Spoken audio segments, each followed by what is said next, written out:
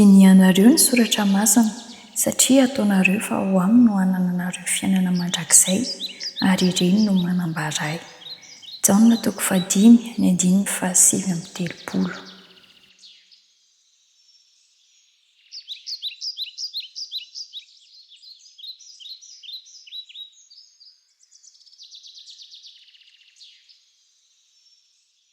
Miodikodina hatrany eo amin'ny fandiniana ny tenin'Andriamanitra ny lohahevitra izay iarahantsika.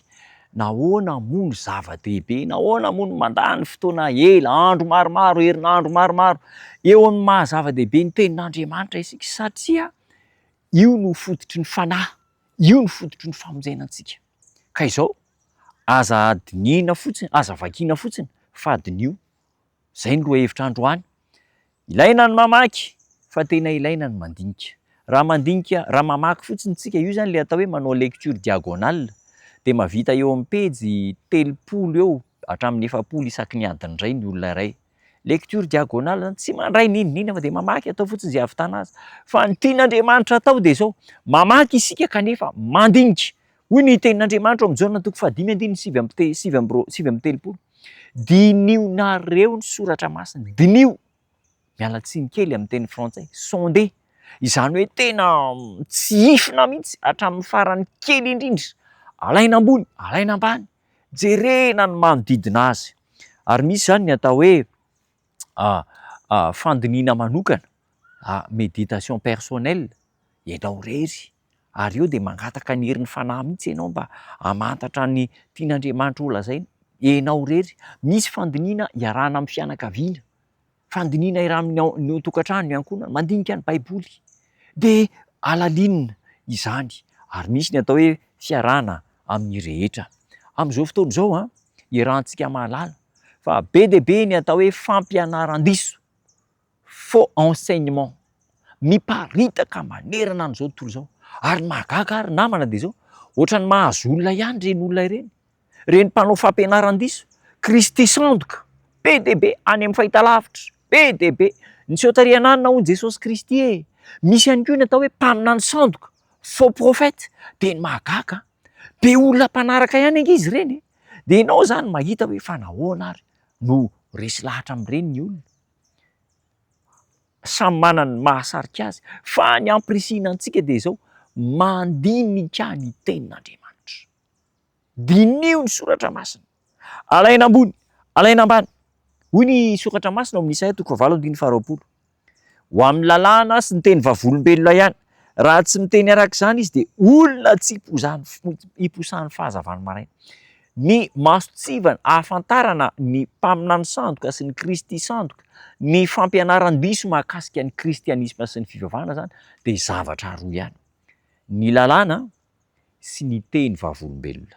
Ireo ihany. Rehefa tsy miteny araka izay, na mahavita fahagagana be aza, na mataona vahoaka be aza, na mpanan-karena be aza, na dia efa ela ny hetezana sy tranainy aza, ny lalàna sy teny vavolombelona. Rehefa tsy miteny arak'izay dia olona tsy hiposahan'ny fahazavan'ny maraina. Aokary isika ahay mamaly ireo izay mifanena amintsika.